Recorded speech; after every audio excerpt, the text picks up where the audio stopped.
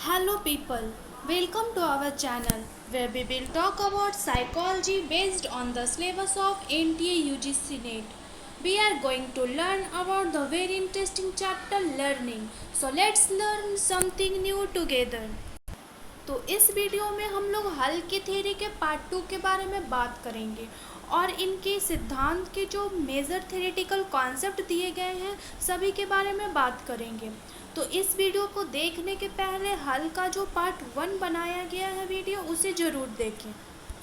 हल के थ्योरी का जो मेजर थ्योरेटिकल कॉन्सेप्ट्स है, इन्होंने अपनी थ्योरी में जो मेजर थ्योरेटिकल कॉन्सेप्ट दिए हैं वो क्या पे आधारित है, वो पोस्टुलेट पे आधारित है, वो अभिधारणाओं पे आधारित है। तो इस सिद्धांत के पोस्टुलेट्स तथा उनमें सम्मिलित जो कॉन्सेप्ट है उसके बारे में हम वर्णन करेंगे। तो हम लोगों ने बात किया था कि इन्होंने 17 पोस्टुलेट का वर्णन किया है। तो हम यहाँ सभी अलग अलग कॉन्सेप्ट के बारे में एक एक कर बात करेंगे। इनका पहला पोस्टुलेट है, उसमें क्या कहा गया है, उद्दीपक चिन्ह तथा बाहरी वातावरण का ज्ञान, sensing the external environment and the stimulus trace. इसमें इन्होंने क्या बात की है, इसमें इन्होंने कहा है कि एक्सटर्नल स्टिमुलस व्यक्ति में सेंसरी न्यूरल इम्पल्स उत्पन्न कर इन्वायरमेंटल सिचुएशन को अधिक देर तक बनाए रखता है। जो हमारा एक्सटर्नल स्टिमुलस होता है, हमारा एक्सटर्नल स्टिमुलस क्या होता है, वह कोई भी चीज़ हो सकता है, वह बुक हो सकता है, वह किसी की आवाज़ हो सकता है, वह खाना हो सकता है, वो गाना हो सकता है, कोई भी चीज़ है जो एक्सटर्नल स्टिमुलस होता है, जो एक्सटर्नली मौजूद हो। तो जो हमारा ये जो एक्सटर्नल स्टिमुलस होता है वो व्यक्ति में क्या करता है, एक सेंसरी न्यूरल इम्पल्स उत्पन्न करता है और उसी सेंसरी न्यूरल इम्पल्स के उत्पन्न होने के कारण वो जो इन्वायरमेंटल सिचुएशन है, वो जो स्टिमुलस है वो है जो कुछ देर तक बना रहता है। तो उस स्टिमुलस के बने रहने का कारण, उस इन्वायरमेंट के बने रहने का कारण क्या हो रहा है, सेंसरी न्यूरल इम्पल्स हो रहा है। हल के अनुसार जब किसी एक्सटर्नल स्टिमुलस को व्यक्ति के सामने प्रस्तुत कर हटा लिया जाता है तो कुछ सेकंड तक उसका जो साइन व्यक्ति के मन में बना रहता है उसे स्टिमुलस ट्रेस कहते हैं। हल क्या कह रहे हैं कि जो एक्सटर्नल स्टिमुलस है, जैसे कि एक बुक है और उसको है जो किसी के सामने रखा जाता है, एक व्यक्ति के सामने उस बुक को रखा जाता है और रख कर तुरंत ही उसे हटा लिया जाता है, तो क्या होता है कि वो बुक को हटने के बाद भी उसके मन में एक साइन बना हुआ रहता है उस बुक का कुछ समय तक के लिए। तो जो ये साइन होता है उसे इन्होंने स्टिमुलस ट्रेस कहा है। उस साइन को इन्होंने क्या कहा, स्टिमुलस ट्रेस कहा है। हल ने अपने थ्योरी में पौराणिक SR सूत्र को बदलकर SSRR कर दिया। जो SR जो फॉर्मूला दिया गया है, जो एक ओल्ड फार्मूला है, स्टिमुलस रिस्पांस का जो फार्मूला है उसको बदलकर हल ने SSRR किया है। तो अगर हम इस फार्मूला का एनालिसिस करते हैं तो हम पाते हैं कि S का मतलब एक्सटर्नल स्टिमुलस होता है। जो हमारे स्टिमुलस होता है एक्सटर्नली मौजूद उसे हम बड़ी S से संबोधित करते हैं, और छोटी s का मतलब स्टिमुलस ट्रेस होता है। हमारे जो मन में साइन जो बनता है स्टिमुलस का उसको हम छोटी s से संबोधित करते हैं। R का मतलब मोटर न्यूरॉन का एक्टिव होना है। जब हमारा मोटर न्यूरॉन एक्टिव होता है तो हम उसे R से संबोधित करते हैं, और जो बड़ी R है उसका मतलब एक स्पष्ट अनुक्रिया या ओवर्ट रिस्पांस है। जो हमारा रिस्पांस होता है उसे हम बड़ी R से संबोधित करते हैं। हल के लिए SR का एसोसिएशन महत्वपूर्ण होता है। जो SR स्टिमुलस एंड रिस्पांस का जो एसोसिएशन है वह बहुत ही महत्वपूर्ण होता है हल के अनुसार। अब हम इनके नेक्स्ट पोस्टुलेट के बारे में बात करें तो इसमें क्या कहा गया, इसमें संवेदी आवेगों की अंतःक्रिया के बारे में बात किया गया। इंट्रैक्शन ऑफ सेंसरी इम्पल्सेस, व्यक्ति का व्यवहार एक स्टिमुलस का नहीं बल्कि अनेकों स्टिमुलसेस के आपसी अंतःक्रिया का परिणाम होता है। यहाँ पे क्या कहा जा रहा है कि जो व्यक्ति कोई व्यवहार करता है, जब कोई रिस्पांस करता है, तो इसका मतलब नहीं कि वह एक ही स्टिमुलस है और उसी का वो रिस्पांस है, उसी का वो व्यवहार है, बल्कि क्या होता है कि जो बहुत सारे स्टिमुलस होते हैं और उन सारे स्टिमुलसेस का है जो एक बिहेवियर हो सकता है। तो इसमें यही कहा गया है कि व्यक्ति का व्यवहार एक स्टिमुलस का नहीं बल्कि अनेकों स्टिमुलसेस के आपसी अंतः क्रिया का परिणाम होता है। वो जो इंटरेक्शन हो रहा है बहुत सारे स्टिमुलसेस के बीच, उसका रिजल्ट हमारा बिहेवियर होता है, क्योंकि यह सभी स्टिमुलस एक साथ प्राणी पर अभिमुख होकर उन्हें रिस्पॉन्स करने के लिए बाध्य करते हैं। अगर अब हम इनके थर्ड पोस्टुलेट्स के बारे में बात करें तो इसमें क्या कहा जा रहा है, इनके थर्ड पोस्टुलेट में अनलर्न्ड बिहेवियर के बारे में बात किया जा रहा है। हल के अनुसार जब व्यक्ति में कोई आवश्यकता उत्पन्न होती है तो उसमें इस आवश्यकता को कम करने के लिए कई तरह की अनुक्रियाएं करने की एक जन्मजात प्रवृत्ति होती है। हल क्या कर रहे हैं कि हम में अगर कोई नीड उत्पन्न होती है, व्यक्ति में कोई नीड उत्पन्न होती है, तो उस आवश्यकता को कम करना यह हमारा रिस्पॉन्सिबिलिटी होता है। और यह जो रिस्पॉन्सिबिलिटी होता है हमारा, वह क्या होता है, एक जन्मजात इनबॉर्न टेंडेंसी होता है, इनबॉर्न होता है वो, यह हम सीखते नहीं हैं। जो अगर हम में क्या कोई आवश्यकता महसूस हो रही है तो हम क्या कर रहे हैं कि खुद पे खुद हम उस आवश्यकता को कम करने के लिए बहुत सारे रिस्पॉन्सेस करते हैं, और जो ये रिस्पॉन्सेस होती है वो इनबॉर्न होती है, इसे हम सीखते नहीं हैं। इसे हम एग्जाम्पल द्वारा समझते हैं। जैसे यदि व्यक्ति के आँख में कीड़ा या धूल कण पड़ जाता है तो इससे कई तरह की अनुक्रियाएं होती है। जैसे अगर हमारे आँख में कोई कीड़ा या धूल कण पड़ जाता है तो हम बहुत सारे रिस्पॉन्सेस करते हैं इसके लिए, और वो रिस्पॉन्सेस सीखी गई नहीं होती है बल्कि यह जन्मजात होती है। तो वो कौन कौन से रिस्पॉन्सेस है, आँखों का मुलमुलाना, आँख में आंसू आना आदि अपने आप होने लगता है, जिसे सीखने की ज़रूरत नहीं होती है, बल्कि ऐसे अनुक्रियाओं को करने के लिए व्यक्ति में जन्मजात प्रवृत्ति होती है। अगर हम कहें तो इसे हम रिफ्लेक्ट एक्ट कर सकते हैं। तो रिफ्लेक्ट एक्ट का मतलब यही होता है, जो एक जन्मजात प्रवृत्ति है, सहज प्रवृत्ति होती है, इसे सीखने की ज़रूरत नहीं पड़ती, ये खुद पर खुद होता है। जैसे कि अगर हमारे आँखों में रोशनी लगती है तो क्या होता है, हमारा आँख खुद पे खुद बंद हो जाता है। इसे हम सीखते नहीं हैं बल्कि यह हमारे अंदर जन्म से मौजूद होता है। तो यही बात यहाँ पे कही जा रही है कि अगर हमारे आँख में धूल या कीड़ा पड़ता है तो यह आँखों का मुलमुलाना और आंसू आना है जो अपने आप होती है, और ये अनुक्रियाएं हैं जो हमारी आवश्यकता को कम करता है। हमारी आवश्यकता है यह, जब हम आँख बंद कर लेते हैं या आंसू आँख से आना शुरू हो जाता है तो क्या होता है कि वह कीड़ा और जो धूल कण पड़ता है वह ठीक हो जाता है, उससे जो दर्द महसूस होती है वह ठीक हो जाता है। अब हम इनके नेक्स्ट पोस्टुलेट के बारे में बात करें तो हम पाएंगे कि इन्होंने क्या कहा है, समीपता तथा प्रणोद ह्रास सीखने के लिए आवश्यक परिस्थिति। इसमें इन्होंने क्या कहा है, contiguity and drive reduction as necessary conditions for learning. इन्होंने क्या कहा है कि यदि किसी स्टिमुलस के प्रति व्यक्ति रिस्पॉन्स करता है तो इससे क्या होता है, यदि उसके बायोलॉजिकल नीड की पूर्ति होती है तो स्टिमुलस एंड रिस्पॉन्स के बीच का एसोसिएशन मजबूत हो जाता है। इसमें बहुत ही ईजी बात कही गई है। तो ये बात क्या कही गई है कि जब एक स्टिमुलस होता है और उसके प्रति जो व्यक्ति रिस्पॉन्स करता है, और जब वो स्टिमुलस एंड रिस्पॉन्स से वो जो स्टिमुलस एंड रिस्पॉन्स हो रहा है उससे हमारा जो अगर कोई बायोलॉजिकल नीड की पूर्ति हो रहा है तो जो वो स्टिमुलस एंड रिस्पॉन्स का एसोसिएशन है वो मजबूत हो जाता है। इसका क्या मतलब हुआ कि स्टिमुलस के प्रति रिस्पॉन्स करने की हैबिट बढ़ जाती है और इसे हैबिट स्ट्रेंथ करते हैं। अगर हम इसे एक एग्जाम्पल द्वारा समझें तो क्या होता है कि हम भूखे होते हैं अगर, और हमारे सामने भोजन रखी होती है तो हम क्या करते हैं, हम उसे खाना प्रारंभ कर देते। तो यहाँ पे क्या हो रहा है कि भोजन स्टिमुलस है और हमारा खाना अनुक्रिया है, तो यह स्टिमुलस एंड रिस्पॉन्स के बीच एसोसिएशन मजबूत हो जाएगा हमारे भूखे रहने की स्थिति में। तो क्या हो गया, यह हमारी आदत बन जाएगी कि जब जब हम भूखे रहेंगे, हमारे सामने खाना होगा तो हम उसे खाना प्रारंभ कर देंगे। तो और क्या होती है, यह हमारी हैबिट बन जाती है, जिसे क्या कहता है, हैबिट स्ट्रेंथ कहा जाता है। अगर हम इसके संक्षिप्त रूप के बारे में बात करें तो ये हैबिट स्ट्रेंथ का संक्षिप्त रूप SHR है। क्या है, हैबिट स्ट्रेंथ का संक्षिप्त रूप SHR है। तो ये SHR को यहाँ पे ऐसे लिखा गया है, SH और यहाँ पे ऐसे R, ये नहीं है, ये गलत हो जाएगा। तो ये क्या है, हैबिट स्ट्रेंथ का संक्षिप्त रूप SHR है। हल के लिए रीइंफोर्समेंट ड्राइव रिडक्शन के समान था। हल के लिए जो रीइंफोर्समेंट था वो हमारे ड्राइव में कमी के समान था।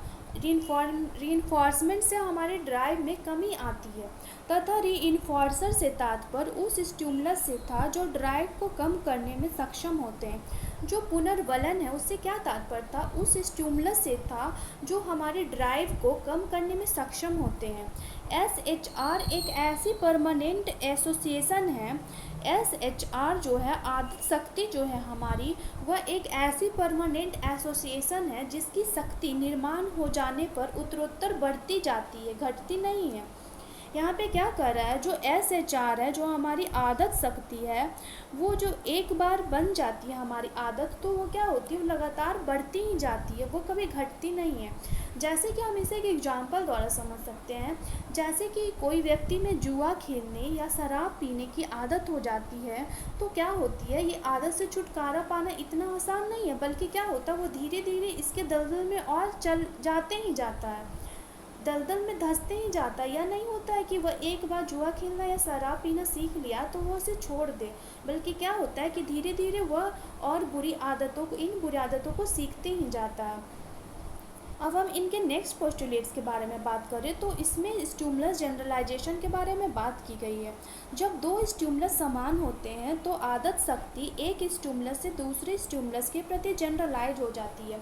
इसमें क्या बात कही गई है कि जब दो स्टिमुलस समान होते हैं, दो स्टिमुलस है, और जब वो एक दूसरे के समान होते हैं तो जो हमारी आदत शक्ति जो होती है वह एक स्टिमुलस से दूसरे स्टिमुलस में जनरलाइज हो जाती है।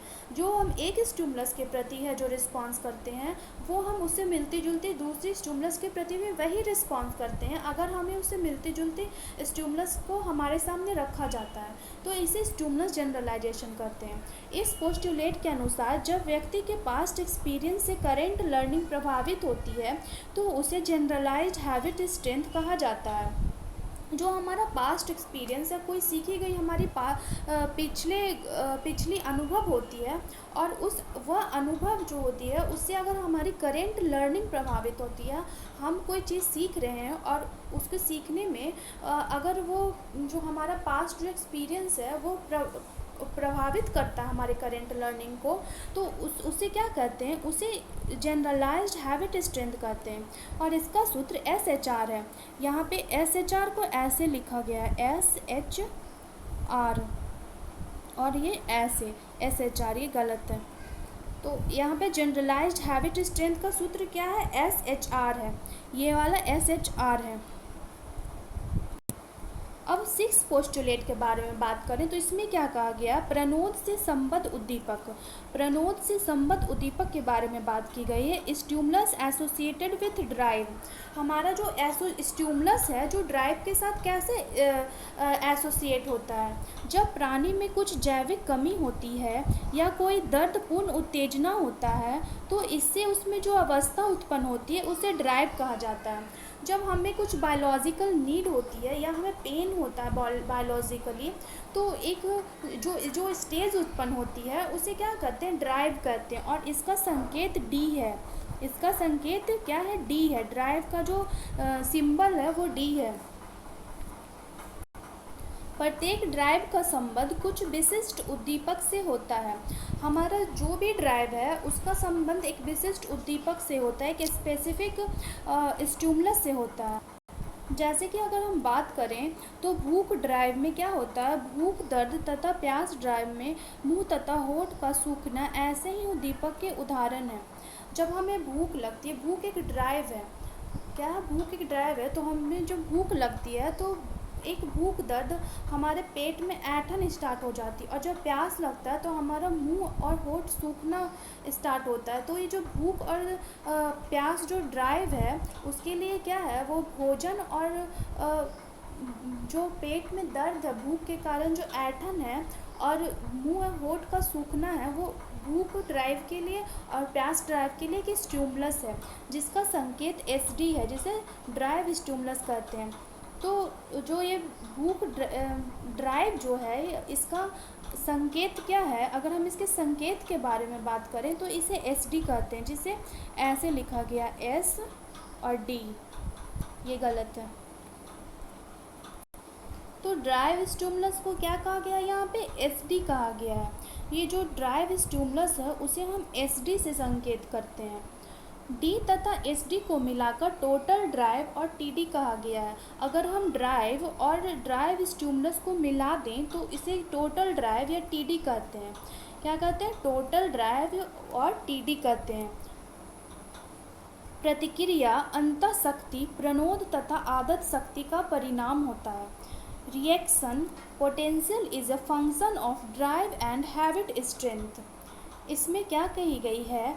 जो प्रतिक्रिया अंतःशक्ति रिएक्शन पोटेंशियल जो है वह ड्राइव एंड आदत शक्ति जो हमारा हैबिट स्ट्रेंथ है उसका परिणाम होता है।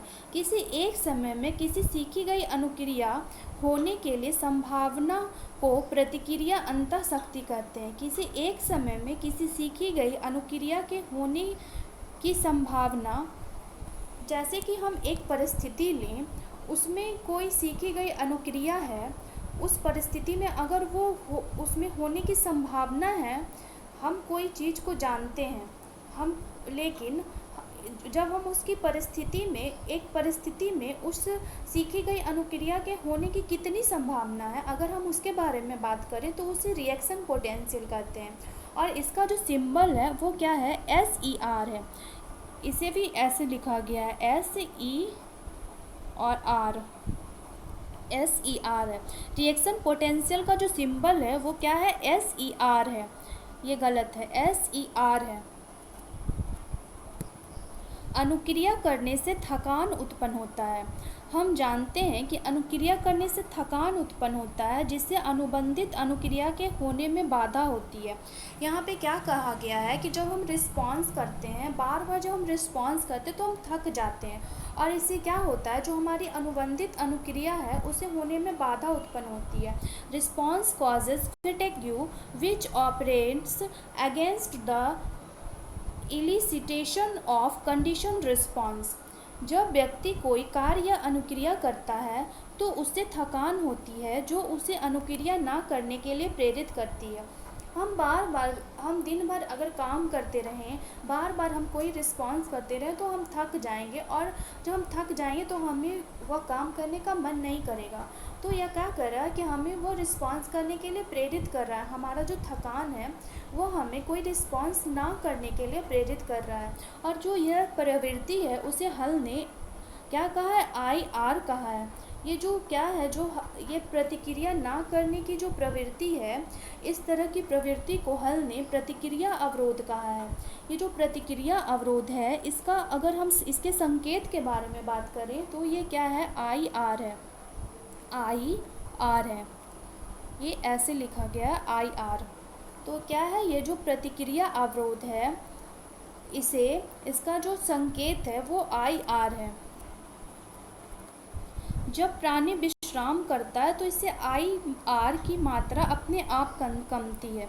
वो जो क्या है, रिस्पॉन्स ना करने की प्रवृत्ति थी, तो उसे क्या कहा गया था? प्रतिक्रिया अवरोध कहा गया था, IR कहा गया था।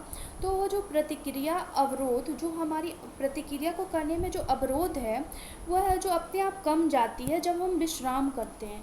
क्या कहा गया कि जब प्राणी विश्राम करता है तो इससे IR की मात्रा अपने आप कमती है। अब हम नेक्स्ट पोस्टुलेट के बारे में बात करें तो इसमें कही गई है, अनुक्रिया ना करने की सीखी गई प्रवृत्ति की अनुक्रिया, learned response of not responding. इसमें क्या कहा गया कि अनुक्रिया ना करने की सीखी गई प्रवृत्ति की अनुक्रिया, हम अनुक्रिया ना करें, हम रिस्पॉन्स ना करें, इसके लिए भी है जो एक सीखी गई हमारी प्रवृत्ति होती है, इसके रिस्पॉन्स के बारे में हम बात करते हैं। तो थकान एक निगेटिव ड्राइव है। इसमें क्या कहा गया है, हम लोग जानते हैं कि थकान, हम जब थकते हैं तो यह क्या होता है, एक निगेटिव ड्राइव होता है।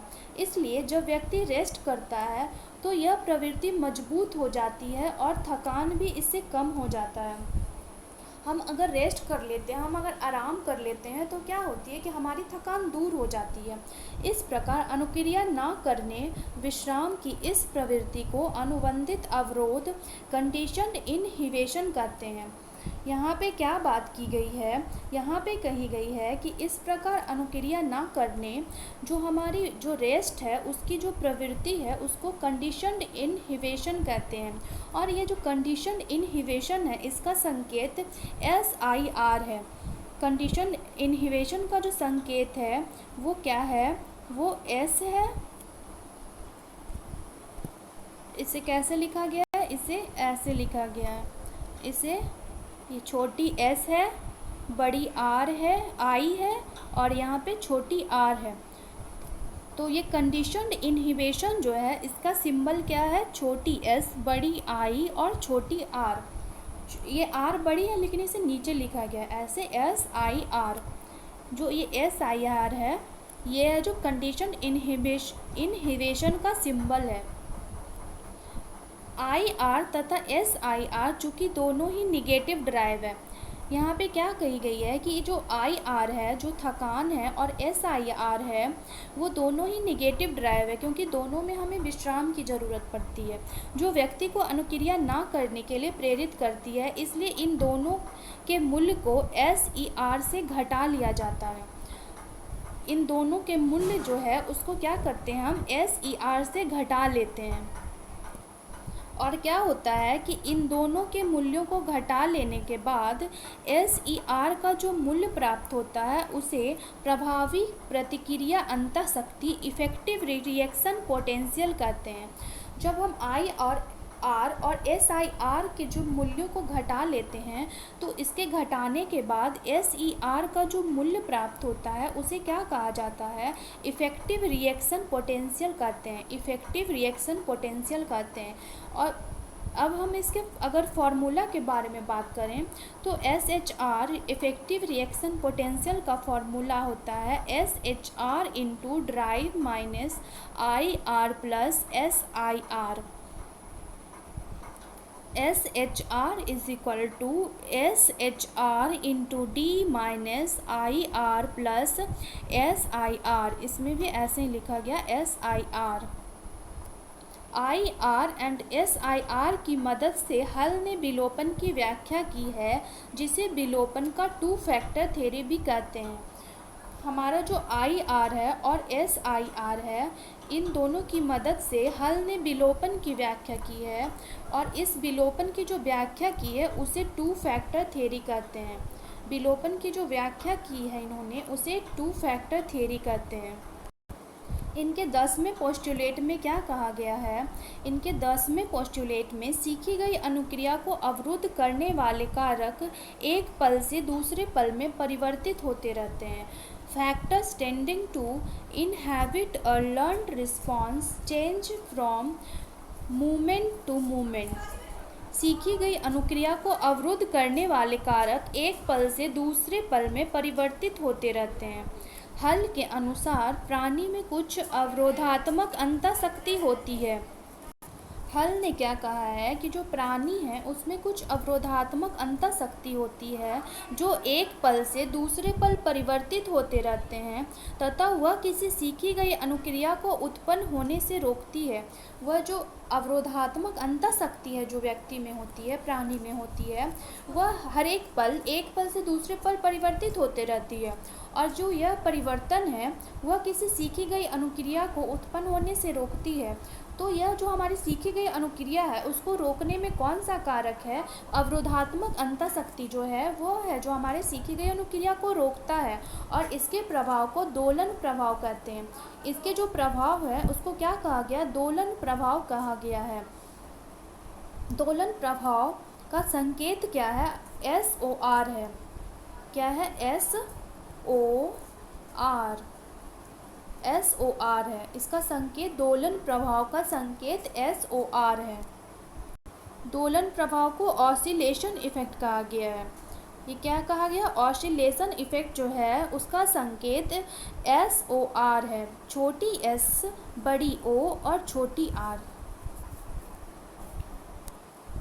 किसी सीखी गई अनुक्रिया के उत्पन्न होने के लिए यह आवश्यक है कि कुछ देर के लिए प्रभावी प्रतिक्रिया अंतःशक्ति एक निश्चित मूल्य से अधिक हो। Momentary effective reaction potential must exist a certain value before a learned response occurs. इसके मतलब क्या है, रिएक्शन पोटेंशियल द्वारा सीखी गई अनुक्रिया होने के लिए यह आवश्यक है कि उसका वैल्यू एक निश्चित न्यूनतम सीमा से अधिक हो। इसमें क्या बात कही गई है, जो हमारा रिएक्शन पोटेंशियल है, रिएक्शन पोटेंशियल द्वारा सीखी गई अनुक्रिया होने के लिए क्या आवश्यक है कि उसका जो वैल्यू हो वह एक निश्चित न्यूनतम सीमा से अधिक हो, जिसे हल ने प्रतिक्रिया देहली रिएक्शन थ्रेशहोल्ड की संज्ञा दी है। इसे क्या कहा गया है, प्रतिक्रिया देहली कहा गया है। और ये जो प्रतिक्रिया देहली है इसका संकेत SIR है। इसका संकेत क्या है, SIR है। प्रतिक्रिया देहली रिएक्शन थ्रेशहोल्ड का जो संकेत है वो SIR है। वो क्या है, SIR है। किसी सीखी गई अनुक्रिया के होने की संभावना क्षणिक प्रभावी प्रतिक्रिया अंतःशक्ति दोलन प्रभाव तथा प्रतिक्रिया देहली के संयुक्त कार्य का परिणाम होता है। The probability of a learned response being made is a combined function of SER, SOR। यहाँ पे क्या कहा गया है कि the probability of a learned response being made is a combined function of SER, ऐसे SER, SOR एंड SLR। प्रशिक्षण के प्रारंभिक अवस्था में अर्थात कुछ ही पुनर्वलन प्रयास दिए जाने के बाद प्रभावी प्रतिक्रिया अंतःशक्ति बहुत हद तक प्रतिक्रिया देहली के निकट होता है। प्रशिक्षण के प्रारंभिक अवस्था में अगर हम कोई ट्रेनिंग देते हैं तो उसके जो प्रारंभिक अवस्था होती है, अर्थात कुछ ही पुनर्वलन प्रयास दिए जाने के बाद, अगर कुछ ही ट्रायल के बाद जो वो प्रभावी प्रतिक्रिया अंतःशक्ति जो होती है वह बहुत हद तक प्रतिक्रिया देहली के निकट होती है। और इस तरह से दो प्रभाव के कारण कुछ प्रयासों में सीखी गई अनुक्रिया होगी परंतु अन्य प्रयासों में नहीं। इसमें क्या कहा गया है कि जब हम ट्रेनिंग देते हैं तो जो कुछ ट्रायल होती है उसके बाद जो होती है वो प्रभावी प्रतिक्रिया अंतःशक्ति होती है, वो बहुत हद तक प्रतिक्रिया देहली के निकट होती है। और इस तरह से दोलन प्रभाव के कारण कुछ प्रयासों में सीखी गई अनुक्रिया होगी परंतु अन्य प्रयासों में नहीं होगी। अब हम इसके 13वें पोस्टुलेट के बारे में बात करें तो पाते हैं कि इसमें क्या कहा गया, क्षणिक प्रभावी प्रतिक्रिया अंतःशक्ति SER का मूल्य अधिक होने से S तथा R के बीच का लेटेंसी कम होती है। The greater the value of SER तथा SER ऐसे the shorter will with the latency between S and R। Latency का क्या तात्पर्य है, यहाँ पे लेटेंसी का तात्पर्य प्राणी के सामने उपस्थित स्टिमुलस तथा सीखे गई अनुक्रिया होने के बीच के समय से होता है। लेटेंसी का क्या मतलब है, जब प्राणी के सामने कोई स्टिमुलस है तथा सीखी गई अनुक्रिया के होने के बीच का जो समय है उसका मतलब लेटेंसी होता है। और इसका संकेत STR है। इसका संकेत क्या है, S T छोटी t और R, STR है। लेटेंसी का जो सिंबल है वो क्या है, STR है। यह पोस्टुलेट बताता है कि जैसे जैसे SER की मात्रा बढ़ती है STR छोटा होता चला जाता है। SER का मूल्य से विलोपन के प्रतिरोध का निर्धारण होता है। द वैल्यू ऑफ SER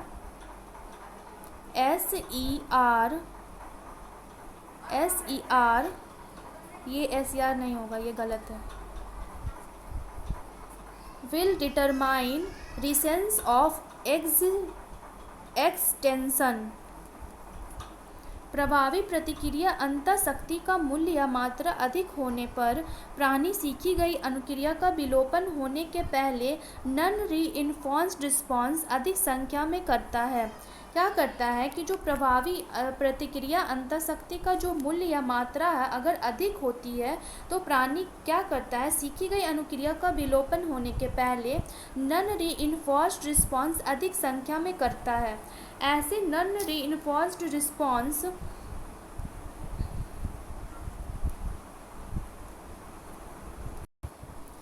ऐसे नॉन रीइंफोर्स्ड रिस्पॉन्स के लिए हल ने एन के संकेत का प्रयोग किया। जो ये नॉन रीइंफोर्स्ड रिस्पॉन्स है उसको हल ने एन से संकेत किया, छोटी एन से संकेत किया। सीखी गए अनुक्रिया का प्राचुर्य, इसमें क्या कहा जा रहा है कि सीखी गई अनुक्रिया का प्राचुर्य, जो सीखी गई अनुक्रिया का प्राचुर्य है SER है, यहाँ पे भी ऐसे ही लिखा गया SER की मात्रा में कमी बेसी के साथ परिवर्तित होता है। सीखी गई अनुक्रिया का जो प्राचुर्य है उसकी जो मात्रा होती है कमी बेसी के साथ परिवर्तित होती है। The amplitude of the conditional response varies directly with SER.